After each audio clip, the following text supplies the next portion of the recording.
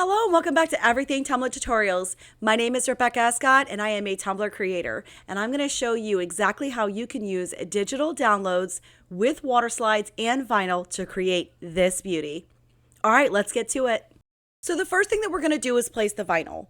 Now this beautiful marble technique vinyl is from AB Designs, and she has multiple different colors and designs of the marbling effects. So be sure to head over to their website and check them out. So I had pre-cut this vinyl down to 5 by 10, maybe 10.5. So it'll give me a little bit of a lip to trim at the rim. When placing the vinyl, it's just really important to make sure that you get out as many wrinkles and air pockets as possible. Once I've gotten the vinyl placed, it was time to go ahead and trim the rim.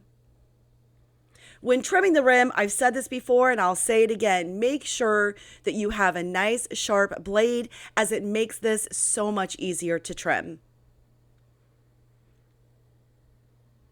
Once I get the top trimmed, I'm then going to go ahead and use my edging tool, my tabletop edging tool that I picked up from Amazon, and trim off the bottom.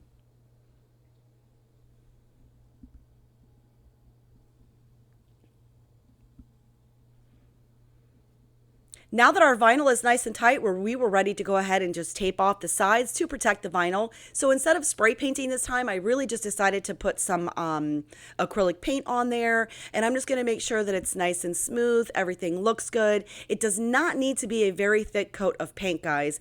Just a little bit goes a long way. You just want to make sure that you've covered the entire section in which you want to glitter with your paint. If at any point you feel like you need a second coat of glitter, you can simply spray paint this section with the clear seal from Rustoleum and immediately glitter right over top of that and get that second coat. With having said that, it's super important that you mask off the front of that vinyl, because if you get any clear seal overspray over that vinyl, you have to understand that the glitter will stick to that. So if you do not want glitter on that vinyl side, mask it off before you clear seal it.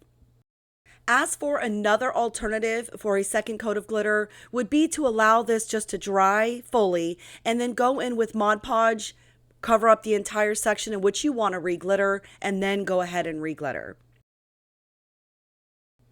So once we have the entire section glittered, it only needed one coat. I was super happy about that. It was time to go ahead and remove the tape. Once this was dry, I then went ahead and used the clear seal from Rustoleum to seal in that glitter.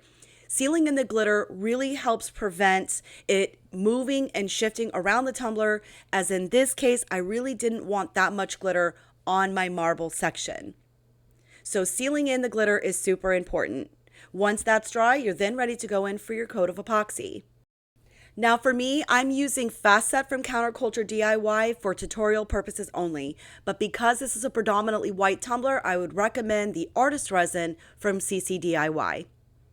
Allow this to fully cure before moving on to the next step.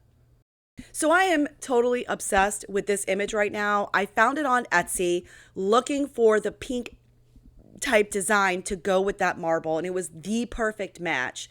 I did print this out, as they are digital downloads, and printed it out on a clear water slide. Once I had printed it out and allowed it to fully dry, I then sealed it 3 times with the clear seal from Rustoleum, and I sealed it with Plasti Dip, only because this was a 5 by like 10, pretty much the same size as my vinyl that we just placed. So I really wanted to make sure that I wasn't going to have any tears and that my slide was not going to be weak. When you use the Plasti Dip, guys, I'm telling you, the Plasti Dip gives this water slide structure, and it allows it to stretch a little bit and a little bit of give. However, I didn't really need all of that because I had cut the image to the size in which I needed. I would recommend maybe cutting it a hair bigger, letting it overlap that vinyl, because if you don't babysit your water slides, they have a tendency to, I wouldn't say shrink, but they slide in. I mean, hence their water slides. However, you want to babysit it and make sure that it'll stay gripped up on that edge. In my case, when we get ready to do the vinyl strips, I'll point out where you can see where here it lines up beautifully. but I did not babysit, so it slid in on itself. Super hard to explain. But if you've ever really worked with water slides, you'll know what I mean when you're working with such a big image and you need it to go where it needs to go. If you're not babysitting it and you go back in, you'll see that it's slipped and it's not where you left it. If this makes any sense, and I'm sorry if it doesn't, it's super hard to explain. However, because I already knew that I was going to add the Tech Wrap Craft Vinyl textured gold vinyl stripes, it wasn't that big of a deal, and I got very lucky because it didn't slip that much. However, in some cases, it could have slipped too far. That would have been sad because I would have had to figure out how to get it off and start over. But I will be sure to point that out when we get there. Here, I'm just using a paper towel I've used from day one. It works. I'm just drying it out and making sure that I don't have any air pockets and especially wrinkles. Keeping it on the turner helped 1,000%, guys. It stabilized it. I was able to move it around the way that I needed to, and I didn't have to worry about my cup being all squirrely while trying to place this massive water slide. Here I'm just trying to get it up around the rim a little bit, but again, not too much because typically we sand right around that rim. So it's not a big deal if it doesn't want to stay right at the rim. You're probably going to sand it down anyways so that when you get ready for your next coat of epoxy, it has something to adhere to. Hey, head over to my TikTok at Rebecca Escott. I did a little speed mode on this exact tumbler as a sneak peek, so go over there and check it out. It's super fun. Also, it's very important to not overwork these water slides. Once you're pretty sure you don't have any wrinkles, just leave it be, let it fully dry before coming back. Okay, so as I stated, I would tell you and show you right where the slip is, and it's right there at the very, very bottom. Now, to anyone else, it doesn't look like a big deal, but to me, I knew because I knew where I had placed my water slide up against and right up against that vinyl. So a little bit of slip, not a big deal, and my vinyl strips are going to cover it right up.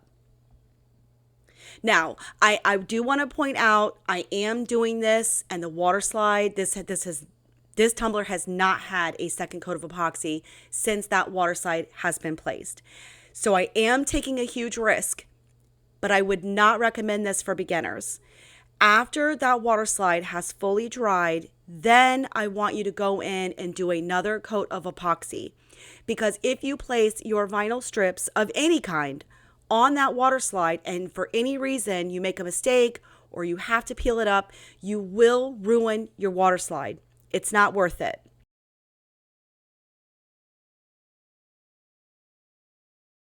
So like I said, I do one in the center, one on the marble, and one on the water slide itself. I'll do this on each side of the tumbler, and then I decided to go in with a 1mm pink nail tape from AB Designs. Not to worry, I'm going to have all of these links down for you guys right there in the description so you guys can check everything out. Now for me, maybe the 1mm nail tape wasn't necessary, but it's in the details for me. So when you turn this cup around, it looks amazing. And you've got that little hint of pink right over the gold.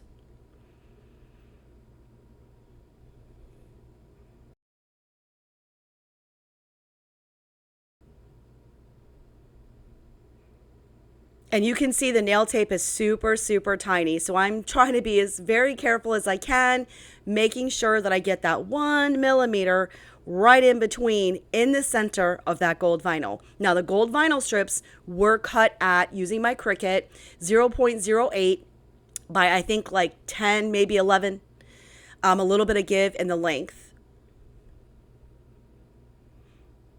So once I had all of my striping completed, this tumbler did not need to be sealed and was ready for another coat of epoxy.